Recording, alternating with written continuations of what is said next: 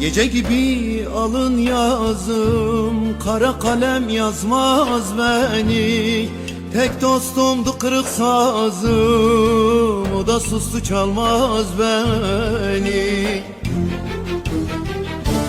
Ben beklerim gönül bekler, dostlarım hiç sormaz beni.